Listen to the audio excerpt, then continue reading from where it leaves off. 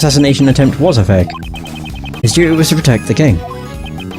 He made a split-second decision to sacrifice himself. The victim was truly a man of honor. You're wrong. It was all part of my plan. He simply assisted in our little performance on stage. Rook waited in the cabin while he led the president to the security room. Why did you do that? The assassination was supposed to be faked. Or fake. There were a lot of guests milling around outside. Wouldn't it be bad if the president who just escaped an assassination was seen lounging around and drinking grape juice? Imagine the headlines! What was the victim doing at the time?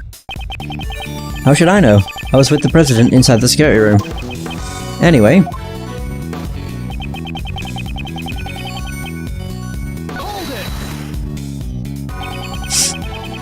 Where did you find the body? About where he is now. He collapsed in the middle of this room. When I returned, the door to the plane was already closed. The bullet must have hit Rook right before the door closed. Talk about a hassle. It's all his fault that this plan failed. Knightley! That's too far. Even if he protected the king, he couldn't protect his honor. He was careless in his duty, and he paid the price for it. This man is truly despicable. As I was saying, the bullet that lady fired must have hit him while we were escorting the president to the plane. Weren't you both carrying bulletproof Hitachi cases? Yeah, when Rook noticed the laser pointer, he opened up those bad boys and became the president's shield. You're telling me the bullet slipped through the space between your shields? Are you claiming that Miss Swift has such precise aim? Well, she was targeting the president. I wouldn't say her aim is precise at all. So the bullet was off target and just happened to hit the victim instead. Through the tiny gap between his bulletproof vest and case. I don't want to believe it either. But they say the truth is stranger than fiction. Rook was hit by a 1 in a million shot. And you have the evidence to prove it. I don't think I do. If that's the case, then why was the gun fired twice? And not just once? Yep, 2 shots have been fired. It just doesn't add up.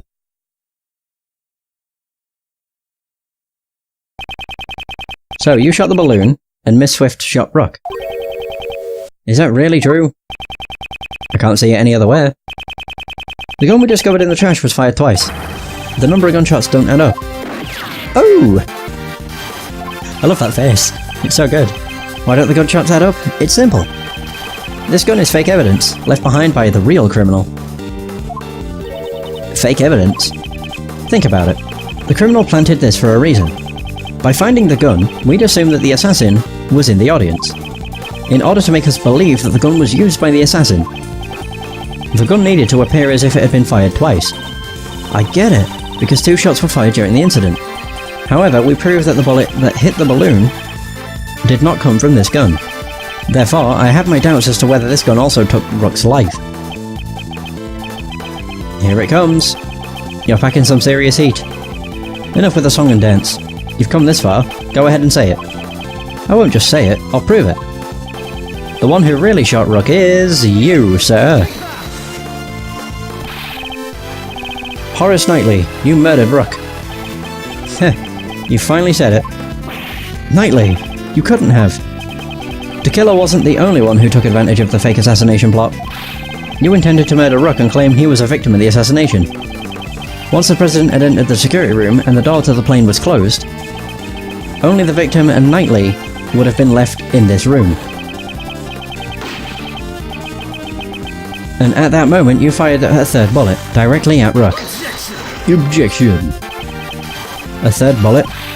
Huh, only 2 gunshots were heard, the numbers don't match up. The plane's walls are soundproof. If the door was closed, the gunshot would not have been heard outside. But wasn't the president in the next room? That's true. The president may have heard the gunshot. Mr. President, did you hear a gunshot? No. I didn't hear any gunshots. But weren't you watching this room through the security cameras? The cameras in this room aren't usually turned on. I turned on the power after I entered the security room. So you didn't turn on the power immediately after you entering the room? No. Actually, What is it? He's not being clear. Mr. President, focus. This is vital. That is... okay.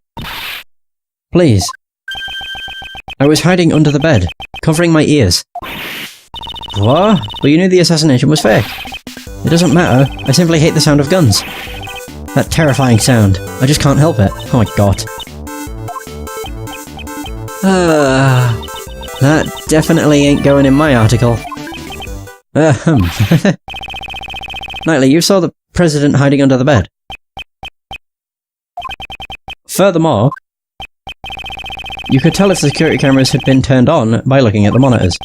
In that moment, when the president wouldn't hear the gunshot or see the room, you had a chance to fire a third bullet at Rook. I thought it said and kill Rook. Knightley, did you really? You deceived me? You really think I killed that moron? That's cold, Mr. President. Have a little faith in me. The bodyguard who's risking his life to protect you. I want to believe you. I really do, but... I just don't get it. Why are you suspecting me alone? There's still the possibility that she's the killer. This gun is not the murder weapon. The number of missing bullets makes that clear. Maybe it was one shot to begin with. Ever think of that? What?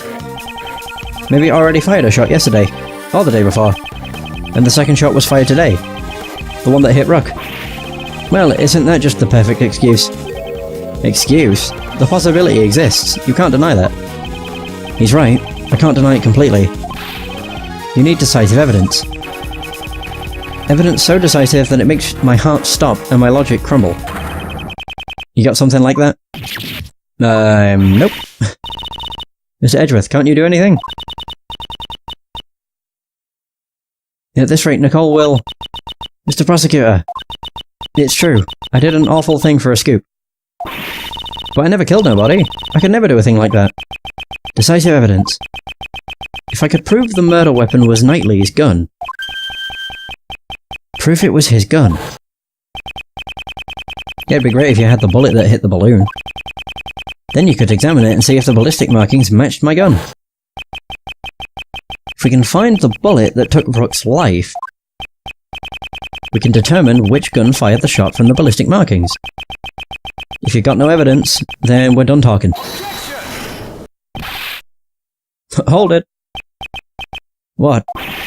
You don't seriously have decisive evidence? Naturally. That's a big joke. Well, come on now, show us. What's this so-called evidence? The bullet that took Rook's life. That's the decisive evidence I need. This evidence, do I have it? I don't have it. I don't have it. Okay, it's game over, man. However, it is somewhere in this room. What? The bullet that killed Rook pierced through his body. So where did the bullet go? Earlier you explained it like this. The bullet that took Rook's life pierced through his body and then hit the vest. That's right. It'd be dangerous if he hadn't worn that bulletproof vest. However, now that the fake assassination plan has come to light, we know that the bullet in the bulletproof vest was prepared earlier. So then, where did the bullet go? Interesting. Very interesting. Do you have the answer? Do I have evidence that shows the location of the bullet that killed Mr. Rook? Security cameras? I mean, they would have seen it. Not monitors, yeah, whatever.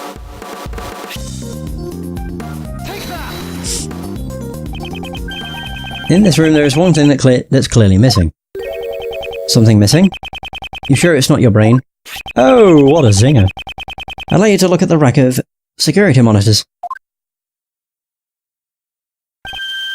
Ah! It seems you've noticed, Mr. President. Among these images of the plane's surroundings, only the feed from the right side of the plane is absent. That's what's missing. A single monitor. Mr. President, there was originally a monitor here, wasn't there? That's right. Why is there a stuffed toy now?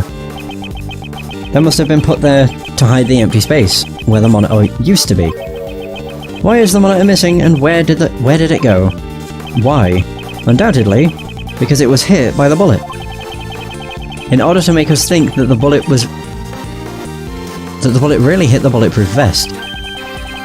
It would be a problem if another bullet hole was discovered. So then, where did the monitor go? Where? It should be hidden somewhere inside this plane. There hasn't been a chance to dispose of it outside since it was shot. Detective Gumshoe, search this plane. Roger that, sir. President Huang, you said extraterritorial laws apply to this plane. I will allow it. There is no problem. I just want to know the truth of Rook's death. Damn it, you think this is a joke? You're always like this. Rook this, Rook that. Ah, he's jealous. Detective? We have his approval. Go ahead. Alright. Mr. Edgeworth, I found it, sir. Good work, Detective. Now let's extract the bullet from the monitor. If I do this here, and then do that... I got it. Ooh! Well, it's definitely stained with blood. I'm certain this is the bullet that killed Rook. Found in the security monitor, believed to have taken Rook's life. This is the bullet that will crush your arguments. The decisive evidence that blows a hole in your logic. If the ballistic markings on this gun do not match the gun found in the audience area, Miss Swift will be cleared of suspicion. What's wrong? Cat got your tongue? Detective, we need to examine the ballistic markings. Send the gun and bullet to forensics. Roger, we should be able to find clear markings on this bullet, sir. Alright. Now then. Let's listen to the forensics report. Reporting. First, the blood on this bullet matches the victim's blood. So this bullet really did take Rook's life. Also, Horace Knightley's fingerprints were found on this gun. Knightley's fingerprints? Probably came from when he took all our evidence. Oh yeah, good point. The real issue is the ballistic markings. If the markings don't match, Miss Swift will be cleared of suspicion. And the bullet's ballistic markings match this gun. What? They match? No way. There's no mistake. The bullet was fired from this gun. What? Huh? That's strange. Looks like I was right after all. Naturally. Did you really think you had me cornered? You misread the board. The one who's been cornered is you. Oh.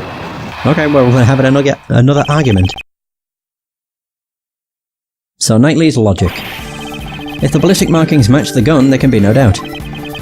The bullet that killed Rook was fired from the gun you found in the audience area. I thought I said in the trash. Who could have used that gun? Not me, because I was on stage. But what about that lady reporter in the audience? All the evidence points to that young lady as the assassin who killed Rook.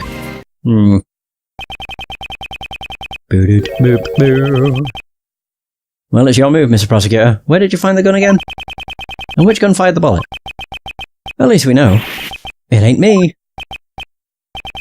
This can't be happening. The President and I have admitted to the fake assassination plot. Now it's your turn to admit who the real criminal is. That doesn't make Nicole the criminal. Don't get riled up, Kay. Let's have him say first. Let's have him say first. Whatever. After he's done, it won't be too late to begin our counterattack. Oh, it might have been let's hear his say first. Alright, Mr. Edgeworth. Alright.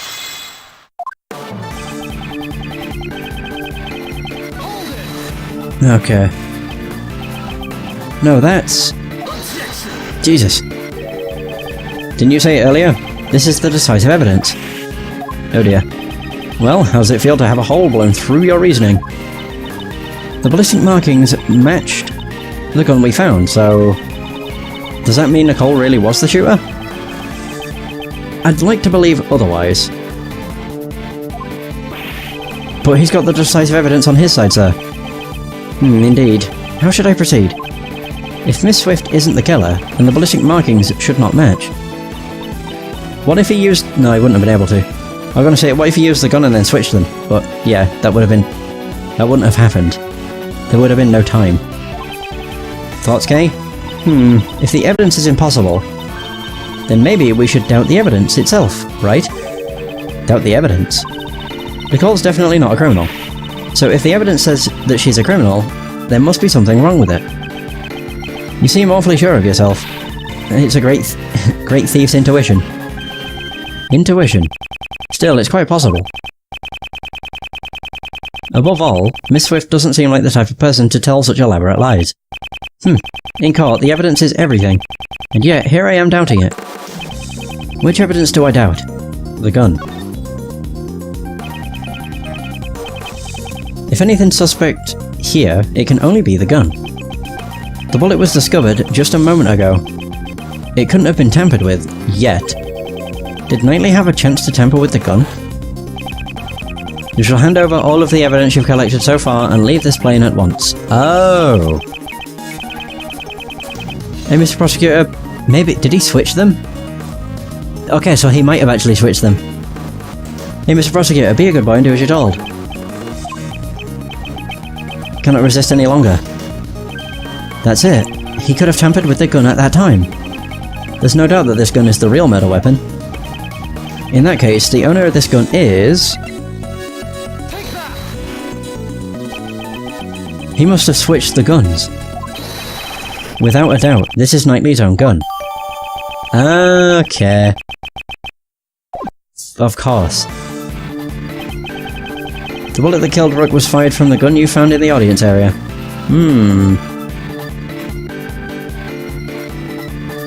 I'm not so sure. Friend. Knightley, you fiend! You switched the guns! The gun that matched the ballistic markings was yours all along. Interesting choice of move you've made there. The switch occurred at the time you seized the evidence, when we were arguing with the President over the investigation rights. You detached the laser sight from the gun you found in the gun found in the audience area, and attached it to your gun.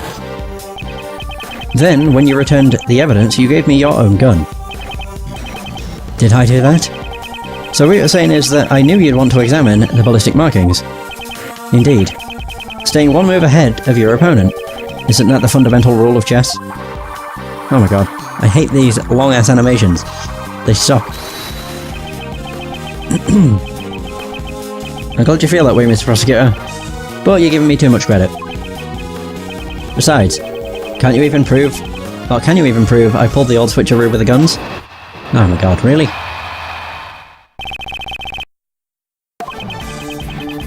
So the gun happens to be the same model as mine, pure coincidence. But take a closer look. Only one of them has a laser pointer attached to it. Check the number of bullets left in the chamber. Only 2 shots fired, see? There's no evidence that I switched the guns, right?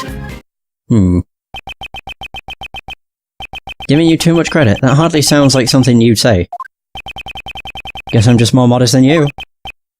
Well, except when I'm in front of a chessboard. But we're not in front of a chessboard. That's too bad. Don't use that as an excuse later. I didn't lose the game, I just couldn't find enough evidence. You're the one who should have an excuse ready. You didn't beat me at chess, you only found the evidence. Okay, so his logic number 2, or part 2. Pure coincidence. Coincidence? You say? Or perhaps it was simply bound to happen. Which was it, pal? Those bodyguards needed to use them to protect the President. And no matter how you slice it, that lady is a total amateur with guns. It was necessary for both of us to use revolvers. A revolver? Like the one Knightley's carrying? Why would it be necessary? It has a simpler mechanism so it's easier to use, something along those lines probably. When you gotta get the job done, or if you're new to this sort of thing, there's nothing better. The truth is, I thought it was pure coincidence all along. One of them has a laser pointer attached to it. Yeah, it's easily removable. You attached the laser pointer to the gun yourself. Oh yeah? Prove it. Show me the evidence. Well, that's... You can't go around calling people liars without proof. Didn't your daddy teach you that? On that point, I've got evidence on my side.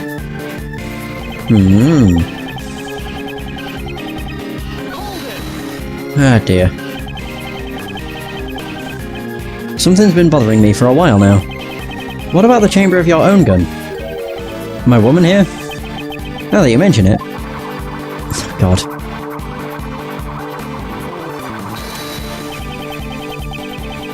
I've been firing it off for a while now. Every time he fires, he reloads the gun. So there's no way to check its status from the time of the incident. That's it. In order to switch the guns, he would have needed to reload the bullets. Knightley is barehanded.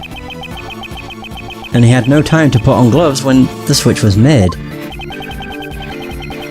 Ah, I think it's about time for you to resign. How about it, Prosecutor Edgeworth? No evidence. Okay, let's have a look at the bullets, shall we? Well, actually, look at the bullets or the chamber.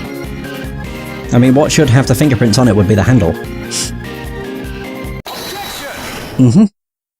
Bullets in the chamber would be like, okay, you switch bullets. Interesting. The evidence is this. You call that evidence? Prosecutor Edgeworth. You're trying too hard. Certain traces were left on this gun. Traces that prove this gun belongs to you. Show it to me. What kind of piece you got? A rook? A bishop? It better not be a pawn. The traces Knightley left on the gun are... Ooh, the fingerprints. Duh. You left your fingerprints on this gun. Fingerprints? Huh. That should be expected. I handled the gun earlier when I seized your evidence. Of course my fingerprints are on it. But what if the fingerprints are in a place where they should not be? What? That's not possible. Allow me to show you. There is one place where your fingerprints should not be. This piece of evidence will deal the final blow to your king.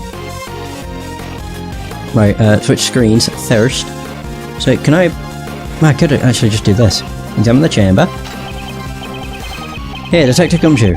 Please have a look at the cylinder. 2 shots were fired, sir, but where would the fingerprints be? Check the bullets. You made the switch when you... Oops. I forgot I need to switch screen back. You made the switch when you seized the evidence earlier. However, if all you did was switch the guns, you would have been found out right away. That's because the number of bullets fired by the 2 guns are different. The gun found in the audience area had fired 2 shots, sir. Then what about Mr. Knightley's gun? He fired 2 shots at the balloon when he was on the stage. And later 1 shot to kill Rook. 3 shots in total, not counting the number of shots he's fired since then. And after each of those times he would reload the bullets. No, you would reload the bullets. Tell us, Knightley, were you wearing gloves when you were doing that? Or when doing that? Officer, in your report earlier, where were Knightley's fingerprints found on the gun? Sir, the prints were just found on the outside of the gun. Or weren't just found on the outside of the gun. They were also found on the bullets as well. If all you did was handle the evidence, why would your fingerprints be on the bullets? That's... With this, it has been proven that you switched the guns. The gun which fired the bullet that took the victim's life. It belongs to you, Horace Knightley. You're the one who stole Rook's life. You are the true assassin. Oh! I want to see his breakdown. I'm also just curious as to what the hell it does. Checkmate. Oh! Very good. Oh, he just starts spinning the gun real quick. Holy crap. What? Ooh! So, his head just got buried in his neck brace. I should have been made leader. Me. Rook, that piece of scum.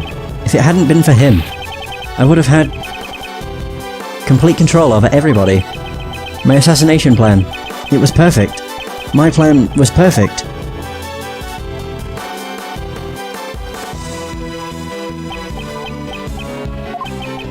Detective Gumshoe? If you please. Roger that, sir. Arrest this man. Edgeworth! This game isn't over yet, you hear me? Die! That's enough. The rest of this game will continue in the courtroom. Damn it! Damn you! Well. Bye, Knightley! Woohoo! That's one hell of a first case.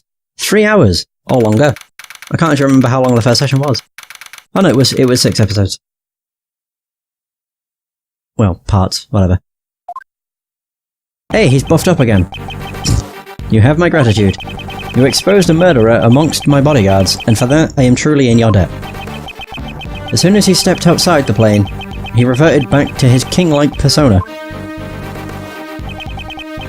Some time ago, when I proposed the fake assassination plan. You want me, and not Rook?